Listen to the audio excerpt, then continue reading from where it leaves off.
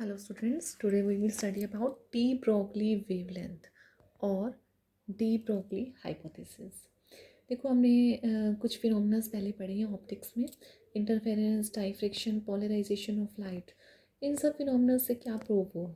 That electromagnetic radiations was of wave nature, कि उनका कौन सा नेचर होता है? Wave nature. ठीक है, अब उसके बाद जो हमने अभी लास्ट इफेक्ट पढ़े थे, photo electric effect, Compton effect, इनसे क्या प्रूव हुआ कि जो लाइट का नेचर है वो कौन सा है? Particle nature. ठीक है, तो हम क्या कह रहे हैं कि लाइट का पार्टिकल नेचर भी होता है और वेव नेचर भी होता है। दैट मीन्स जो लाइट का है क्या है? वो dual nature. This dual characteristic property of radiation is called dual nature of light. क्या बोलते हैं? Wave nature as well as particle nature. Okay, this is known as dual nature of light.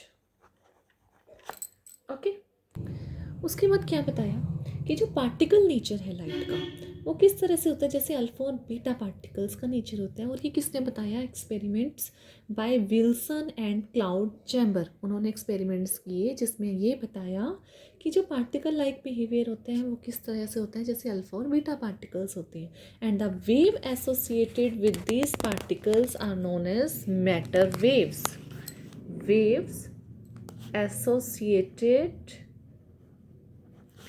With these particles, कौन से particles? जैसे alpha और beta particles, are known as matter waves.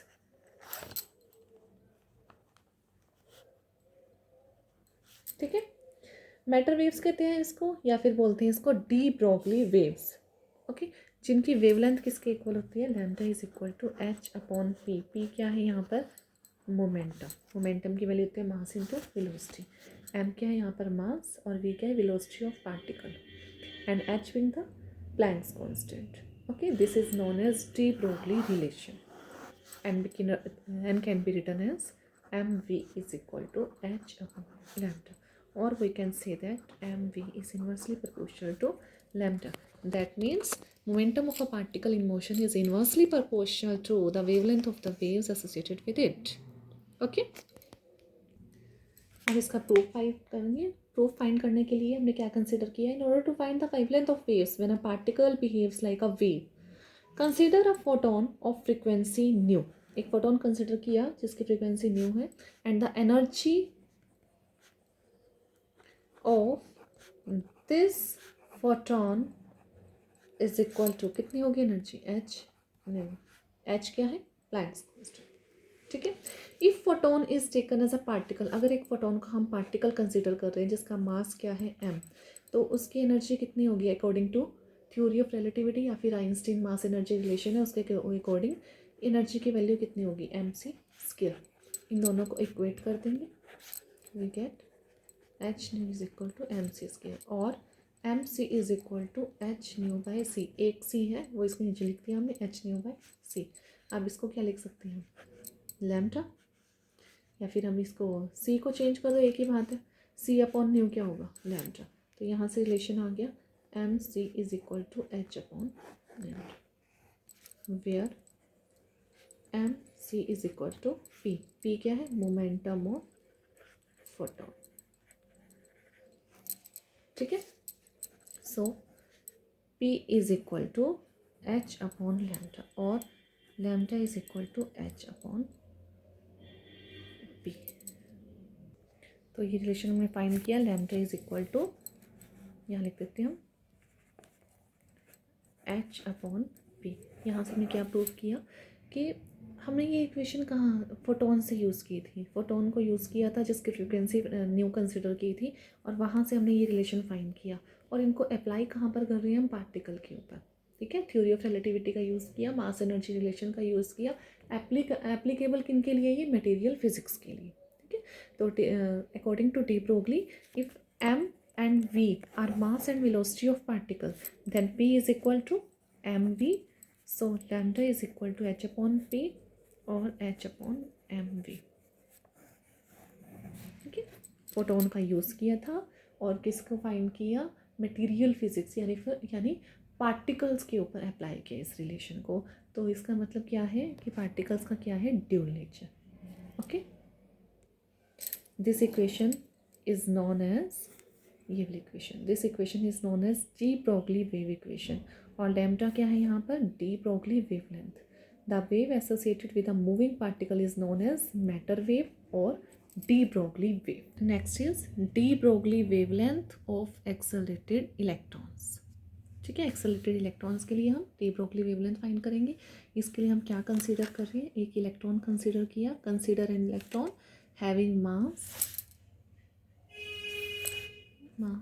m और उसका charge consider किया E, जो accelerated state में है, एक्सेलरेटेड अंडर है पोटेंशियल डिफरेंस V। ठीक है, consider an electron having mass m, charge E, accelerated under a potential difference V, and the energy acquired by it is EV, electron volt, okay, and is equal to its kinetic energy। और ये energy किसके equal होगी, इसकी kinetic energy के equal.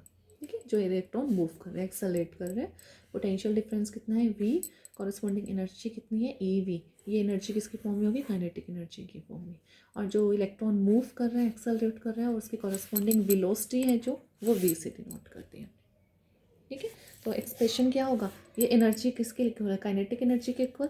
So half mv² is equal to EV। So V is equal to 2EV upon m, ये expression आ गया। आप करस्पॉन्डिंग मोमेंटम फाइंड करेंगे, मोमेंटम क्या होगा, m इंटू वी, v की वैल्यू हम पुट कर देंगे 2EV अपॉन m।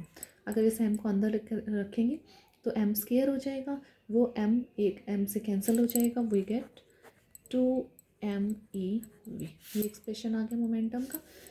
सो डी ब्रोगली वेवलेंथ, वेवलेंथ क्या होगी of these electrons is lambda is equal to h upon P. तो h अपॉन पी की वैल्यू हम पुट कर देंगे 2MEV। अब क्या करना है आपको, इस एक्सप्रेशन में इन सब की वैल्यूज़ पुट कर देनी है। h की वैल्यू कितनी होती है 6.62 इंटू 10⁻³ जूल सेकेंड, और मास की वैल्यू होती है 9.1 इंटू 10⁻31 kg, एंड इलेक्ट्रॉन की वैल्यू E की वैल्यू पुट की 1.6 इंटू 10⁻19 C कूलम। ठीक है, इनकी वैल्यू रख देंगे, h इज इक्वल टू 6.6, ये वैल्यूज़ हमने रख दी, h की वैल्यू, m की वैल्यू और E की वैल्यू, इनमें पुट कर देंगे h की, m की और E की वैल्यू पुट कर देंगे। तो ये रिलेशन इन तीनों की जब वैल्यूज़ पुट करती हैं तो ये आएगा रिजल्ट 12.27 अपॉन √V। ठीक है, जब इसको सॉल्व किया तो वैल्यू आई इंटू 10⁻10 मीटर, और इसको हम क्या लिख सकते हैं, ऑंगस्ट्रॉन। ऑंगस्ट्रॉन क्या होता है, 10⁻10 meter. Now let's suppose that de Broglie wavelength of electrons accelerated under a potential difference of 100 volt। ठीक है, then lambda is equal to 12.27 upon √100, we get 1.227 angstrom, ये वैल्यू। ठीक है, सपोज किया कि जो पोटेंशियल डिफरेंस है वो 100 वोल्ट का है, तो कॉरस्पॉन्डिंग डी ब्रोगली वेवलेंथ कितनी होगी, and this wavelength is same as that of X rays. जो ये वेवलेंथ की रेंज आई है वो किसके लिए होती है, एक्स रेज के लिए होती है। ठीक है, तो क्या प्रूव हुआ कि अगर कोई इलेक्ट्रॉन कितनी पोटेंशियल डिफरेंस से मूव करता है, एक्सेलरेट करता है 100 से, तो उसकी वेवलेंथ किसकी रेंज में आती है, एक्स रेज की वेवलेंथ, एक्स रेज की वेवलेंथ की रेंज में आती है। This is all about de Broglie hypothesis. अब इस जो डी ब्रोगली हाइपोथेसिस है उसको आगे दो साइंटिस्ट हैं, उन्होंने भी एक्सपेरिमेंट किए थे जिसमें ये प्रूव किया था कि जो डी ब्रोगली प्रोसेस है, हाइपोथेसिस है, वो ट्रू है।